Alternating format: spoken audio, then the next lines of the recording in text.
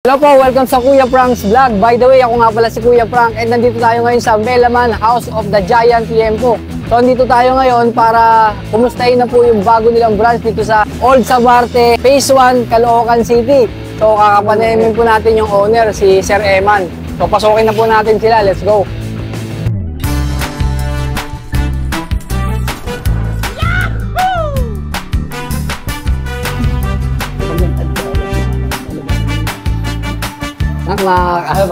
Hello, Sir Eman, kumusta?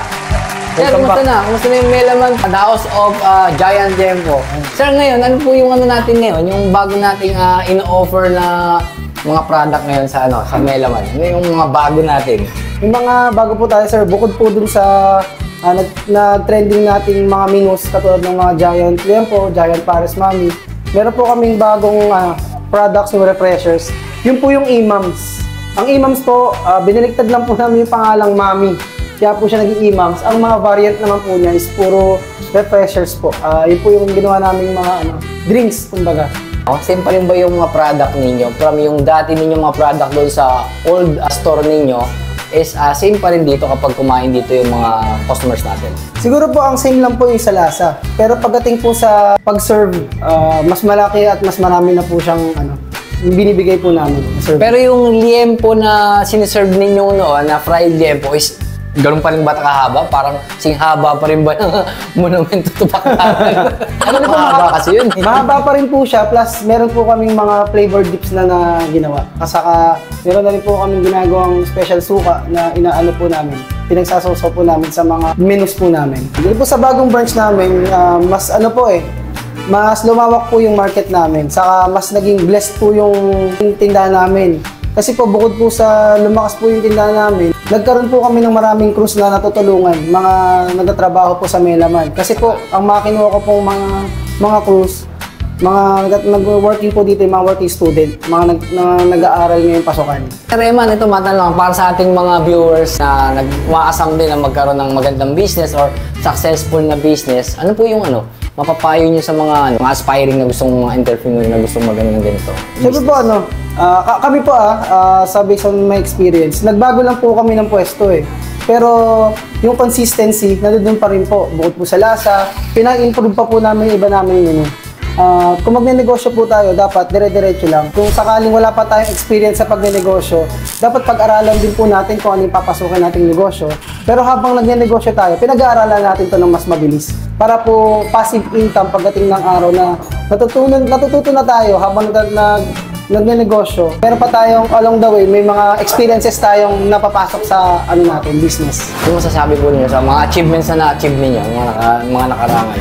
Masasabi ko lang sa achievement namin, nung lumipat po kami, mas lalo po kaming nakilala. Kasi po yung mga sa previous na pwesto namin, dumadayo pa rin po sila dito sa Melaman. Ibig sabihin po, achievement na namin yung nagkaroon kami ng trademark.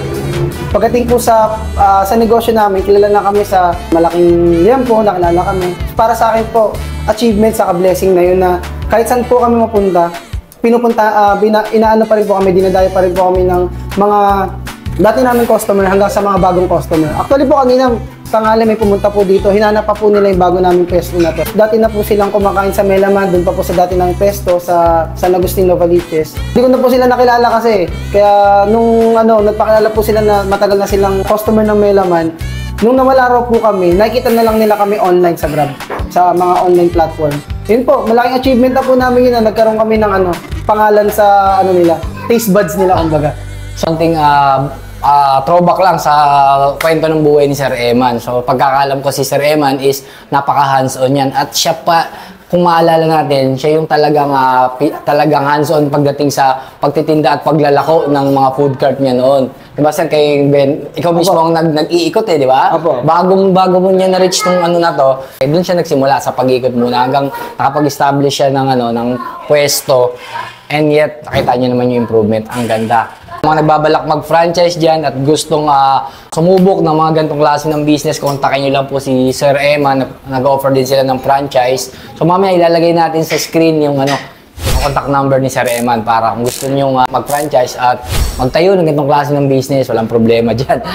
Mag-usap kayo ni Sir Eman. So guys, titikman natin ngayon kung may pagbabago ba sa lasa. Hindi na po siya Melaman, Pares Mami at iba pa. Na nakilala na rin po kami sa tagline namin na The House of Giant Liempo. Kasi po, nakilala po yung The House of Giant Liempo, hindi lang naman po sa ano namin sarili namin gawa, kundi sa ano na rin po sa mga customer. Nakarating na po kami sa national TV, sa mga sikat na vloggers.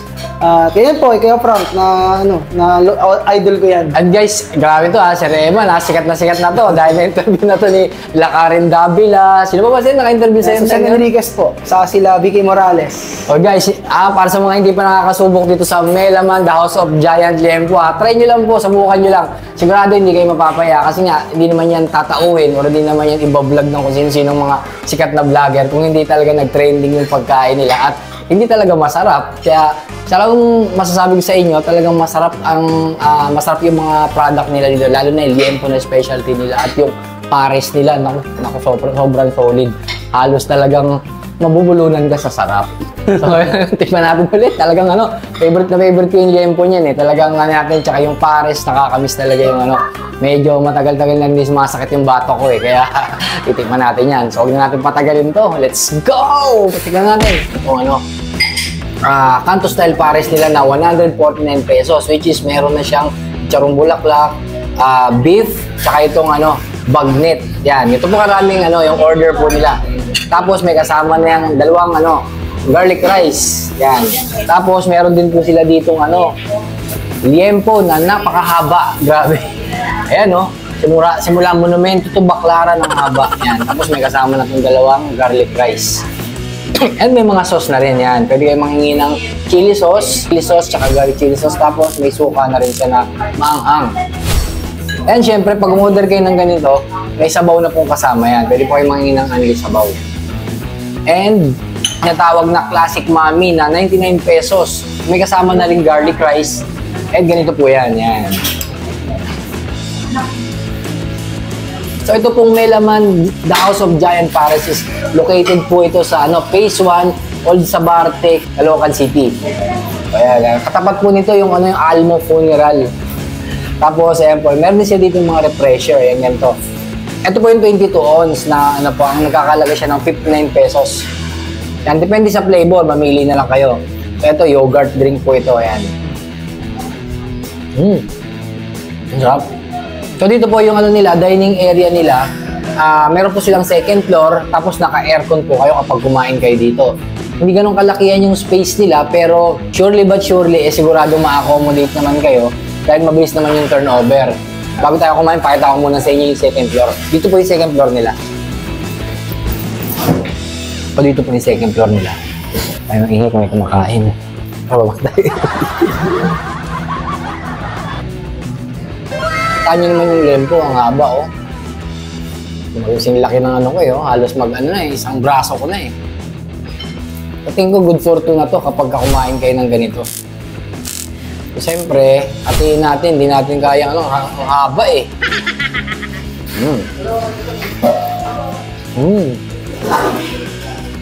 Wow. Wow. Okay na okay. Maganda kasi dito, may place sabaw sila pag kumain kayo. Sigurado talagang malutong yung liempo nila rito. So okay mag-dine in dito kasi nga dito air condition po sila. Saka mabilis mag-serve. Talagang hindi kayo mag-aantay na matagal kapag order kayo ng pagkain dito. Available po sila sa sa take-out, tsaka sa dine-in. Available po sila sa Grab, tsaka Food Panda.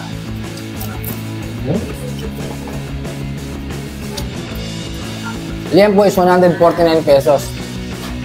Not bad na.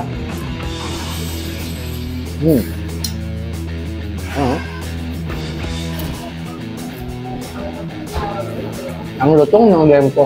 Fried liempo.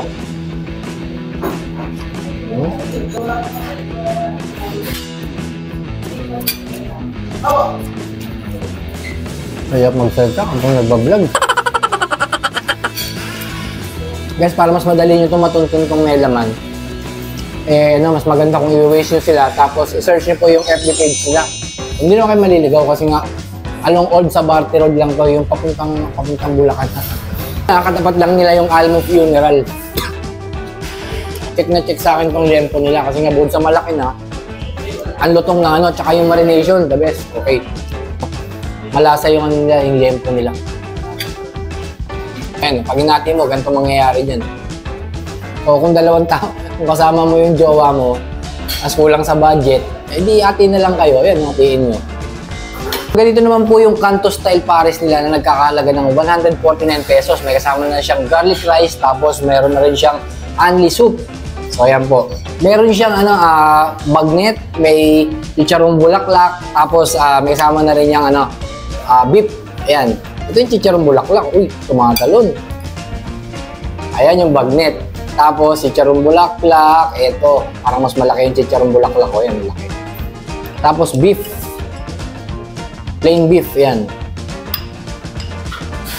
Aside from dito sa mga pagkain na to, marami pa po kayo pwedeng orderin dito sa kanila. May mga bucket po sila.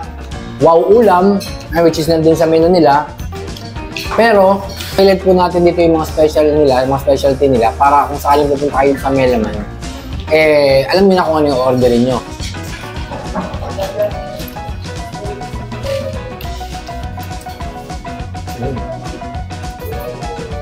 Oh, sarap. Actually, Kanto Style Pares din to, pero pagdating sa sabaw, sa lasa nito, parang elevated to. Mas masarap to kaysa sa mga bibili yung Kanto Style Pares sa mga tabi-tabi. Minamarinate talaga nila ng gusto to para talagang manuot ng lasa. Tsaka ang galing ng timplada nila dito. Ang galing ng pagkakatimpla ng sabaw.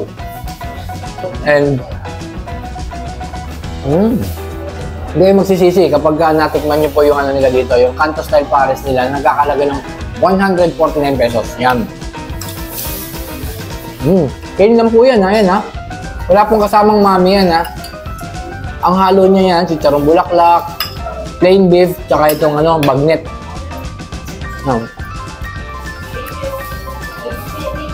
Tapos, ito naman po yung nila, classic mami nila na 99 pesos. Which is meron na siyang kasamang beef, tapos may mami. Anli na rin po to, anli soup na rin siya, tapos may kasama na siyang dalawang garlic rice. 99 pesos. Ganito po karami.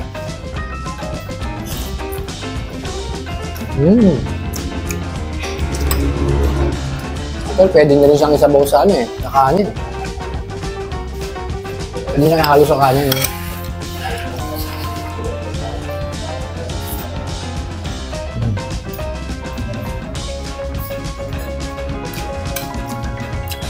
Wow. Open nga pala sila dito ng 12 ng tanghali hanggang 12 midnight po. Ano po yan? Araw-araw. Solid. Tapos bukod pa dyan, yung bago po nilang product na nilaunch ngayon, which is yung mga coolers nila. Ito yung soda, tsaka itong yogurt.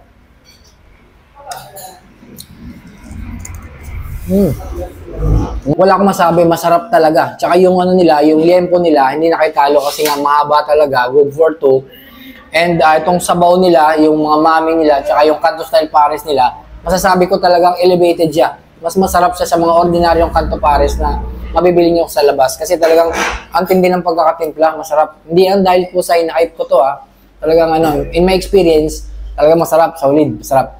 Try nyo pong dayuin sila. Wala na po sila dun sa Susano, Novaliches, Quezon City. Dito na po sila ngayon sa Phase 1, Old Sabarte Street, Caloocan City. Yung papuntang Bulacan po, yon. Tapos ang landmark po nila is yung Almo Funeral, katapat lang po nila yan. So available naman sila sa Waze, pati yung FB page nila, kaya hindi po kayo maliligaw. So yun lang guys, ang food review ko. I hope nakatulong po ito sa mga hilig mag-food trip dyan, tsaka sa mga small entrepreneur na kagaya po nitong Melaman. Kaya ito nga pala si Kuya Frank na laging nagpapaalala sa inyo. Ingat po kayo lagi. Chill lang kayo in good vibes. And I hope po makapag-subscribe po kayo sa channel natin at huwag niyo po kalimutan na dalaw-dalawin yung page ko. Hanggang sa muli. Bye-bye! Boom!